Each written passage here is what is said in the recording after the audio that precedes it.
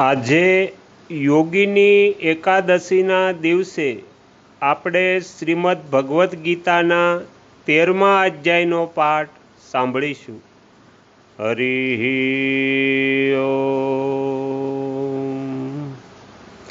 શ્રી ભગવાન કહે છે, હે અર્જુન, આ શરીર ક્ષેત્ર કહેવાય છે અને એને જે તત્વથી જાણે છે એને તત્વજ્ઞાનીઓ ક્ષેત્રજ્ઞ કહે છે.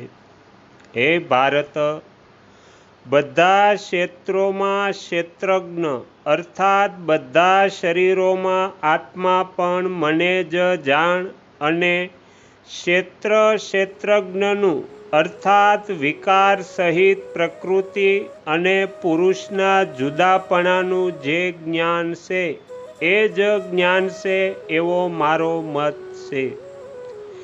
એ જે ક્ષેત્ર છે જેવું છે અને જે વિકારોવાળું છે તથા જેમાંથી ઉપજેલું છે તથા ક્ષેત્રજ્ઞ પણ જે છે અને જેવા પ્રભાવવાળો છે એ બધું સંક્ષેપમાં મારી પાસેથી સાંભળ. આ ક્ષેત્ર અને ક્ષેત્રજ્ઞનું તત્વ ઋષિઓએ અનેક પ્રકારે ગાયું છે અને જુદા જુદા વેદમંત્રો દ્વારા જુદી જુદી રીતે વર્ણવાયું છે તથા નિશ્ચયયુક્ત બ્રહ્મસૂત્રના પદો દ્વારા પણ સમજાવાયું છે.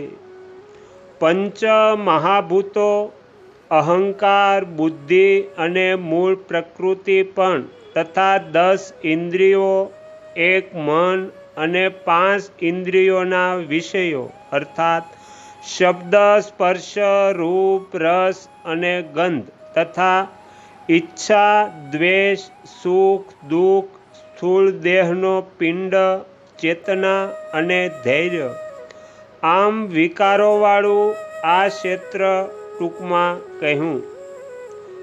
આત્મ પ્રશંસાનો અભાવ, દંભાચરણનો અભાવ, અહિંસા, મન, વાણી અને કર્મથી કોઈને પીડા ન પહોંચાડવી, ક્ષમાભાવ, મન વાણીની સરળતા, શ્રદ્ધા ભક્તિથી ગુરુદેવની સેવા, આંતરબાહ્ય શુદ્ધિ, અંતઃકરણની દૃઢતા અને મન ઇન્દ્રિયો સહિત શરીરનો નિગ્રહ, લોક અને પરલોકના સંપૂર્ણ ભોગોમાં વૈરાગ્ય અને અહંકારનો પણ અભાવ તથા જન્મ, મરણ, ઘડપણ અને રોગોના દુઃખો અને દોષો વિશે વારંવાર ચિંતન કરવું, પુત્ર, પત્ની, ઘર અને ધનમાં મમતાનો અભાવ, પ્રિય અને અપ્રિયની પ્રાપ્તિમાં સદાય ચિત્તની સમાનતા, મુજ પરમેશ્વરમાં અનન્ય યોગથી અવ્યભિચારણી ભક્તિ, એકાંત અને શુદ્ધ પ્રદેશમાં રહેવાનો સ્વભાવ, વિષયાસક્ત જનસમૂહમાં અપ્રીતિ, અધ્યાત્મ જ્ઞાનમાં નિત્ય સ્થિતિ તથા તત્વજ્ઞાનના ફળ સ્વરૂપ પરમાત્માનું જ વારંવાર ચિંતન કરવું એ બધા જ્ઞાનના સાધનો છે અને એનાથી જે વિપરીત છે એ અજ્ઞાનના સાધનો છે એમ કહેવું છે. જે જાણવા યોગ્ય છે અને જેને જાણીને મનુષ્ય પરમાનંદને પામે છે એને હું સારી રીતે કહીશ. એ અનાદિ પરબ્રહ્મ છે, એ ન સત કહેવાય કે ન અસત. એ સર્વત્ર હાથ પગવાળો, સર્વત્ર આંખ, મસ્તક અને મુખવાળો તથા સર્વત્ર કાનવાળો છે, કેમ કે એ સંસારમાં સર્વમાં વ્યાપીને રહેલો છે. એ સંપૂર્ણ ઇન્દ્રિયોના વિષયોને જાણનારો છે છતાં વાસ્તવમાં સર્વ ઇન્દ્રિયોથી રહિત છે તથા આસક્તિ રહિત હોવા છતાં સર્વનું ધારણ પોષણ કરનાર અને નિર્ગુણ હોવા છતાં ગુણોનો ભોગતા છે. એ જડ ચેતન બધા પ્રાણીઓની અંદર બહાર પરિપૂર્ણ છે, તેમજ ચર અચર પણ એ જ છે, પરંતુ એ સૂક્ષ્મ હોવાથી જાણી શકાતો નથી, પરંતુ અત્યંત પાસેમાં અને દૂરમાં પણ એ જ રહેલો છે. એ પરમાત્મા અખંડ એકરૂપ આકાશની જેમ વ્યાપક હોવા છતાં ચરાચર સંપૂર્ણ પ્રાણીઓમાં જુદા જુદા રહેલા પ્રતીત થાય છે. એ જાણવા યોગ્ય પરમાત્મા વિષ્ણુ રૂપે પ્રાણીઓનો પાલન કરતા અને રુદ્ર રૂપે સંહાર કરતા તથા બ્રહ્મા રૂપે સૌનો સર્જન કરતા છે. એ પરબ્રહ્મ પ્રકાશકોનો પણ પ્રકાશક છે અને તમસથી એટલે અજ્ઞાનરૂપી અંધકારથી પર કહેવાય છે. એ પરમાત્મા જ્ઞાન સ્વરૂપ જાણવા યોગ્ય અને તત્વજ્ઞાનથી જાણી શકાય એવા છે તથા બધાના હૃદયમાં વિશેષ રૂપે રહેલા છે. આ પ્રમાણે મેં ક્ષેત્રજ્ઞાન અને જાણવા યોગ્ય પરમાત્માનું સ્વરૂપ સંક્ષેપમાં કહ્યું. એને તત્વથી જાણીને મારો ભક્ત મારા સ્વરૂપને પામે છે. પ્રકૃતિ એટલે માયા અને પુરુષ એ બંનેને જ તું અનાદિ જાણ અને રાગ દ્વેષાદિ વિકારોને તથા ત્રિગુણાત્મક સંપૂર્ણ પદાર્થોને પણ પ્રકૃતિથી જ ઉત્પન્ન થયેલા જાણ. કાર્ય અને કારણના કર્તાપણામાં પ્રકૃતિ કારણરૂપ કહેવાય છે અને જીવાત્મા સુખ દુઃખોના ભોગતાપણામાં કારણરૂપ કહેવાય છે.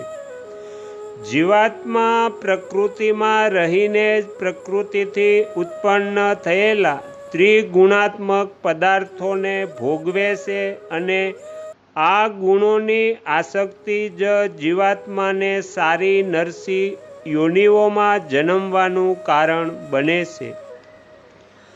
આ દેહમાં સ્થિત આત્મા વાસ્તવમાં પરમાત્મા જ છે.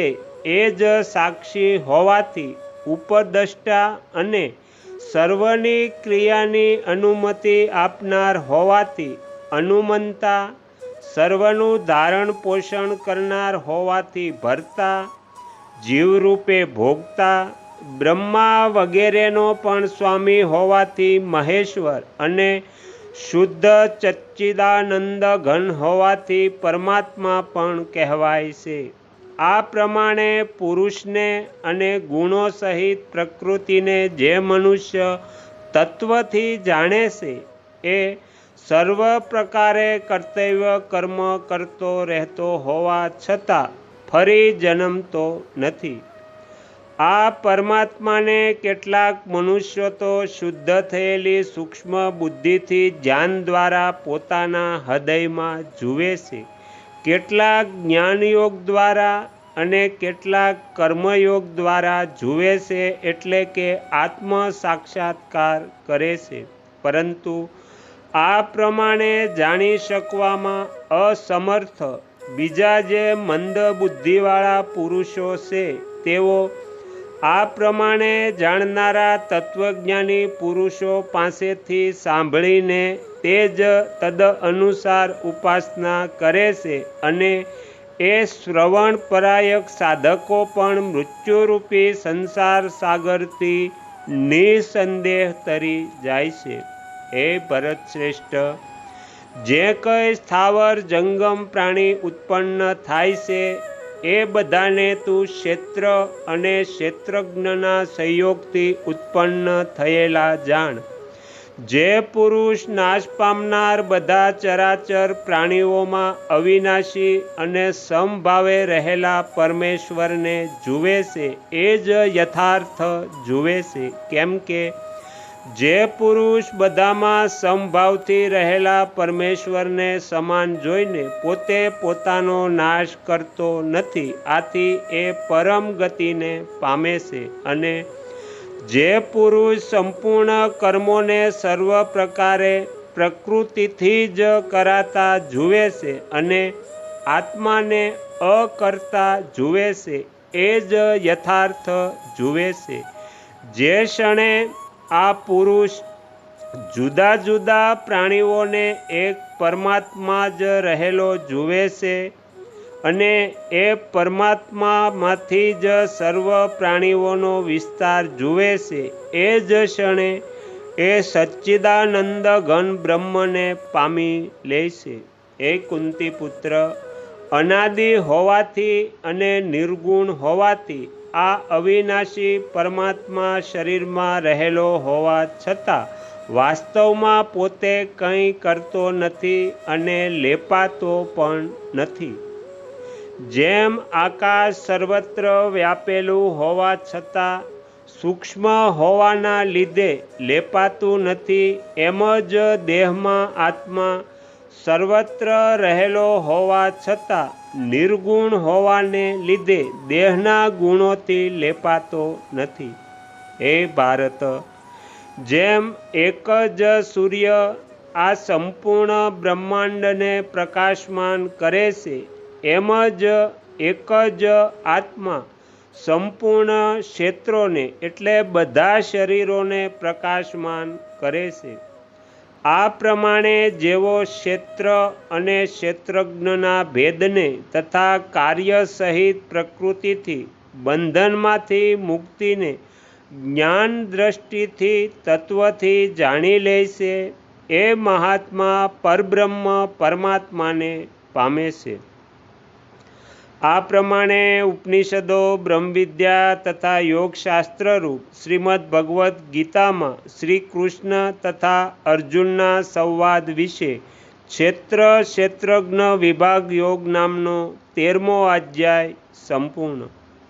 તમે તમારો કિંમતી સમય આપી એકાગ્ર ચિત્તે પ્રસન્નતાપૂર્વક શ્રીમદ્ ભગવદ્ ગીતાનો 13મો અધ્યાય સાંભળ્યો એ બદલ હું આપ સૌનો ખૂબ ખૂબ આભાર વ્યક્ત કરું છું અને આશા પણ રાખું છું કે તમને સાંભળવો ગમ્યો હશે. જો ગમ્યો હોય તો બીજા 5 લોકોને પણ સંભળાવજો. શ્રી સદગુરુદેવની જય. આગળના વિડીયો જોવા માટે આ ચેનલને સબસ્ક્રાઈબ કરો અને જો આ વિડીયો પસંદ આવ્યો હોય તો લાઈક કરો.